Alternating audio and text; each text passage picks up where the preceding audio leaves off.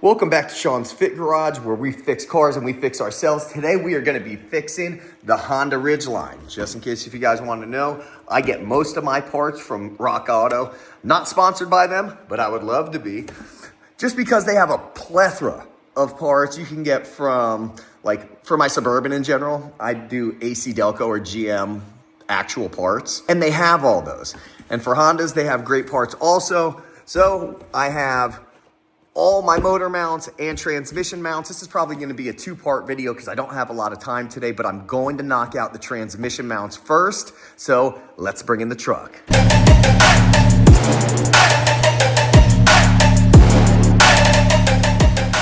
I got the front jacked up. Now I just have to place the jack stands. Take off the lug nuts.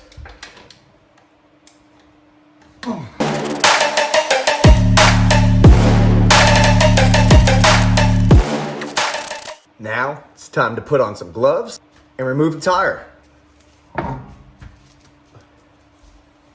The transmission mounts, there are two. There's one right here and one right here. These have probably never been changed on this truck. It has 249,000 miles. There's a shot of both of them. So what we're gonna have to do is we're gonna have to put a piece of wood on the jack and jack up the transmission just a little bit.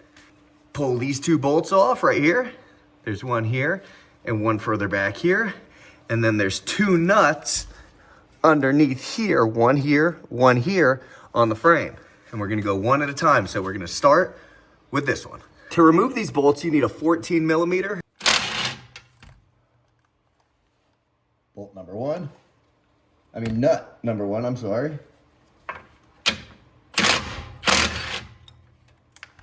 Nut number two. Now we're gonna put a little bit of lift on the transmission. Take these two bolts.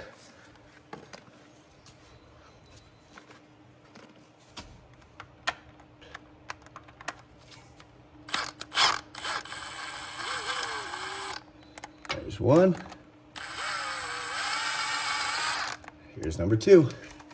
It's this quick, this easy, guys, to take out these mounts. Remove my light so you guys can see it. I'm not blocking everything. All you gotta do is come in here, take out your mount. This transmission mount's number is right here. All I gotta do is place it back in. Let's actually clean this off a tiny bit.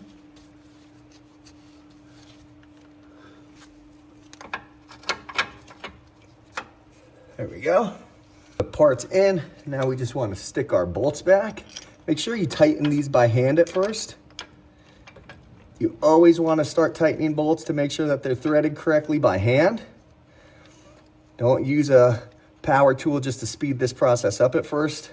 You can always snug it down with your drill, but at least get it started by hand just to be extra safe. All right, those are pretty good. I'm gonna snug them down just a little bit, not too tight because it's only going to 28 pounds. So have my drill set on just the screw mode.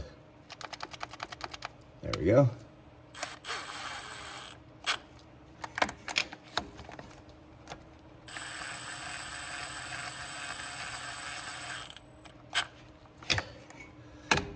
Come back and torque those. Let's get these bottom bolts in, or these bottom nuts, I'm sorry. Let's get that over. Just gonna take the nut, stick it directly in.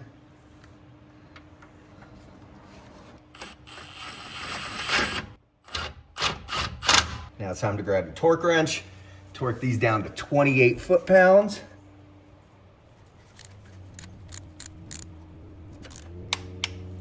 There's one.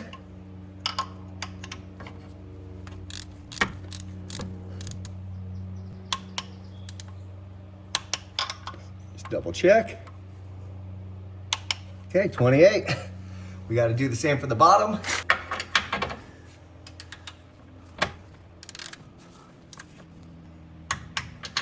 Yeah, that one's clicking right away, so that tells me that I did go overboard.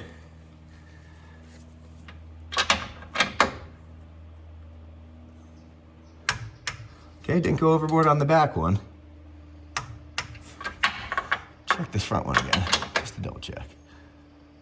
Okay, well, we're gonna loosen that up a tiny bit because I don't like it to be anything it's not supposed to be. Okay, let's crank that back.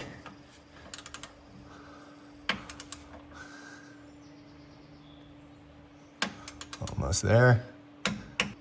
Okay, we're at 28. We're set up completely correct. This transmission mount, done. You could do it that fast, guys. It must have taken me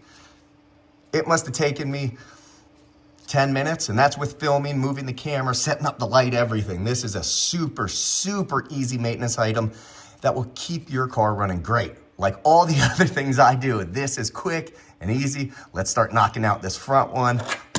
Woo, right now. Had to move my camera. I have to shoot this one from a little further, but it's gonna be the same thing. Take off these 2 bolts, pull out the 2 down here on the bottom. I just need some room to get in there, guys. And just so you have an idea, this whole entire kit that came with 3 motor mounts, the 2 transmission mounts, shipped to my house from Rock Auto, I think it was like 140 bucks. I mean, you can't beat that. Unless you're gonna go OEM Honda, and if that's what you like, man, go for it. But this would probably cost you about $1,000. And since my truck has 249,000 miles on it, I'm okay with, you know, getting something that's at least quality. I'm never gonna go super cheap, but Anchor is a reliable mount company. So I feel good about that. I have faith that they'll be good. Let's remove this secondary one. Messed up on that one, guys, if I'm gonna be completely honest. I forgot to take out these 2 bottom ones before I took out the 2 top ones. Not that it made a huge difference, but I should have done it correctly. My mistake, at least you gotta learn from it. Let's put in the second part. Here's the part number for the front transmission mount. Comes wrapped up all nice. Comes with new bolts. These new bolts, as you can see, have the locking threads on the back of the bolt. I actually like that. Compared to these, I think I'm gonna go with the new ones. As you can see, this is what the old nut looked like. This is what the new nut looks like. It has the serrated teeth on the back. I'm gonna use these. Give that just a quick wipe off, make sure it's at least kind of clean. Doesn't have to be super clean, but there we go. Let's get the back bolt in. Like I said on the last one, let's hand tighten that down a little bit. It's good enough. Let's get the second one. Do the same. Nope, not with that hand. If you want, moving this little splash guard probably wouldn't be the worst idea. I mean, it's not super hard. Maybe it's because I'm filming. I'm trying not to block the lights and all that kind of crap, but okay. So those 2 are on. Now let's throw these bottom bolts on. Let's try hitting this one first. Seems like it's an easier go.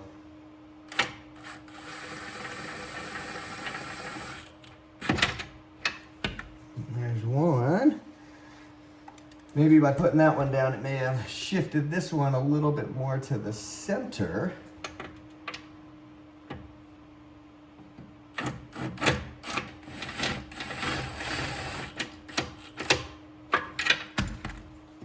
Okay, so they're both tightened up.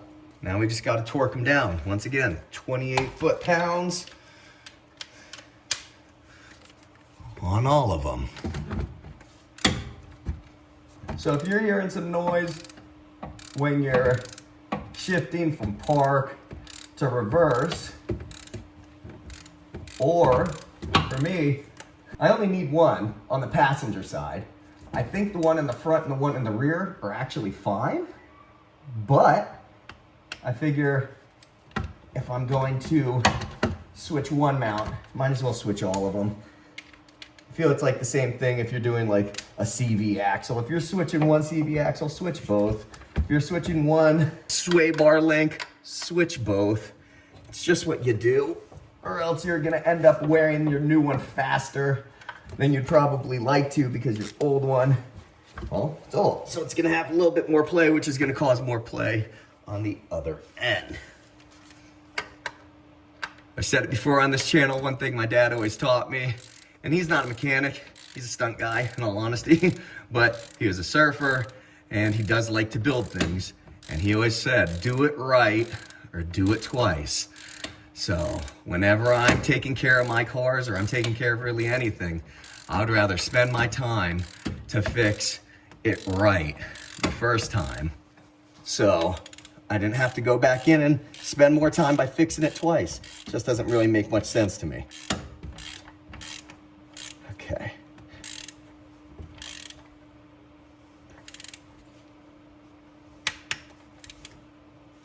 Okay, that's a 28. Just double check. That's a 28. Oops.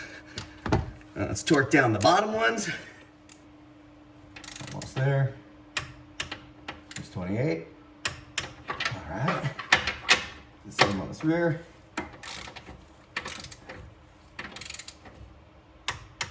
28. 28. There we go. Now, as you can see, 2 brand new transmission mounts. Let's go. Now that we have both of them torqued down, we're gonna drop the transmission back. Give this a little twist. It's not like our transmission was pushed up a lot, but you just needed a little bit of room. And there it is.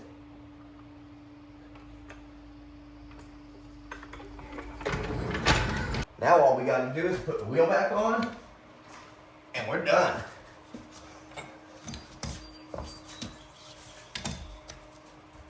It's funny, I see a lot of people put on wheels, actually just friends. It's not like I'm a mechanic or anything, but a lot of my friends, they go and they put on their wheels and they don't star their lug nuts, and it drives me crazy. I don't know if it's like really the most important thing to do, but it's something that I learned as a young man.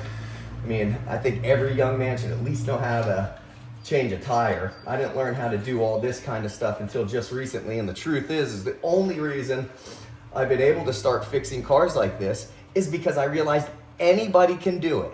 If you just have the tools, you have YouTube, you have a phone, and I mean, you're not a complete moron. You could get things done. And I guess one of the biggest points though is also, you have to be okay with going, I tried and I can't do that. And then you just leave it alone, you bring it to an actual mechanic. But like on this truck, I've been able to do absolutely everything except for the timing belt. The timing belt's the only thing that I haven't actually done maintenance on this car by myself. And that's just because it's a little bit too far out of, you know, my wheelhouse to get done. So I brought it to a professional. That's the way you should do it. This was a perfect little project for me. I get to see that I can do it, so now I'm not as nervous about actually doing the motor mounts. The only thing I don't like that I have to do with the motor mounts is for the one on the passenger side. I do just have to unplug the PCM and move it over so I can have more room. And, you know, I kind of don't like doing that kind of stuff. It kind of freaks me out, but it doesn't mean that I'm not going to do it. But by doing this and seeing how quick and easy it was, gives me a lot of faith that I could definitely tackle the motor mounts without an issue. And then the front one, I'm gonna have to take out one of the radiator fans just so I have enough room to actually pull it up and out. So that's it for this one, guys. I gotta go help my buddy. I'm gonna custom dye his interior. He's going from tan to black. So please like, comment, subscribe. We're gonna keep this going. I think I'm actually gonna sell this truck because I do have a kid on the way. So getting this little bit of extra maintenance done, knowing that it's gonna help out the next person, this car is gonna be absolutely beautiful for them, is something that I take pride in. So I'll see you on the next one.